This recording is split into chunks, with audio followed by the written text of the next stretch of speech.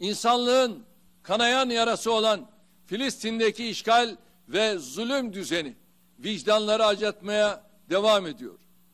Üç büyük dinin kutsallarına ev sahipliği yapan Kudüs'ün mahremiyetine uzanan kirli el cüretini giderek artırıyor.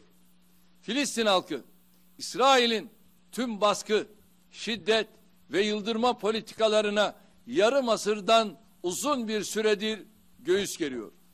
Asrın anlaşması adı altında Filistin tarafına dayatılmaya çalışılan teslimiyet belgesi reddedilince İsrail bu kez işbirlikçilerinin yardımıyla kaleyi içeriden fethetme girişimlerine hız vermiştir.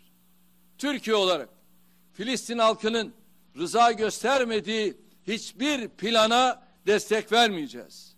Kimi bölge ülkelerinin bu oyuna ortak olması, İsrail'in temel uluslararası parametreleri aşındırma çabalarına hizmet etmenin ötesinde anlam taşımıyor. Birleşmiş Milletler kararları ve uluslararası hukukun hilafına Kudüs'te büyükelçilik açma niyetini beyan eden ülkeler bu tavırlarıyla sadece ihtilafın daha da çetrefil hale gelmesine hizmet ediyor.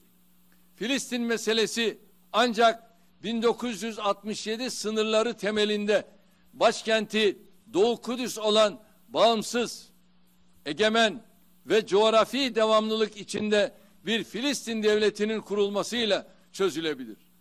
Bunun dışındaki çözüm arayışları beyhudedir. Tek taraflıdır. Adaletsizdir.